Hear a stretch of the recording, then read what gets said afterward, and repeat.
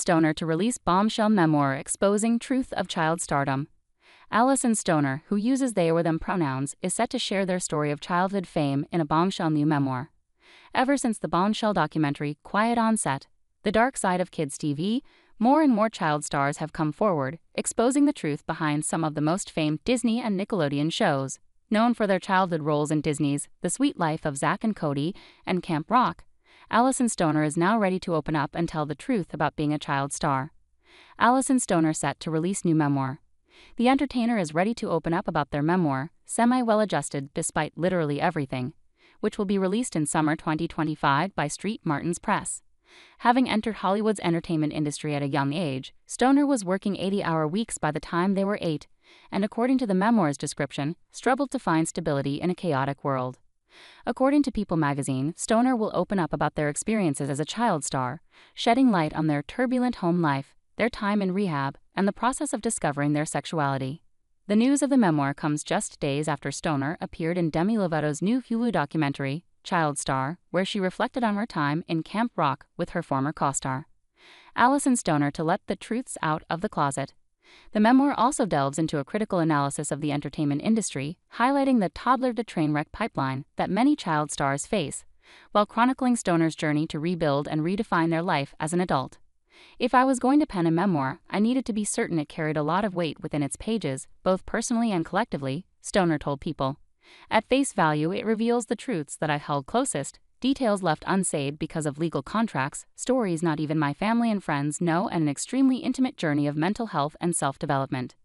I'm eager for this to serve as a larger reckoning for Hollywood and society, they added. I'm not holding back on sharing information that audiences deserve to know, information that after years of research, I haven't seen presented quite like this. I look forward to the chapters sparking deeper questions and urgent conversations. Alyson Stoner appears in Child Star. Stoner's choice to reconnect with Lovato for Child Star was a complex one. The two had co-starred in Disney Channel's Camp Rock, but hadn't spoken for 14 years after a 2010 incident where Lovato punched a backup dancer. Since then, Stoner has emerged as a passionate advocate for legislation safeguarding child performers, a cause that eventually led to their reunion and first conversation since the fallout. I think I was kind of disassociated throughout the whole journey. On the outside, you look like everything's okay, and years later, you can't remember a thing, Stoner said in the documentary. Alyson Stoner reconnects with Demi Lovato.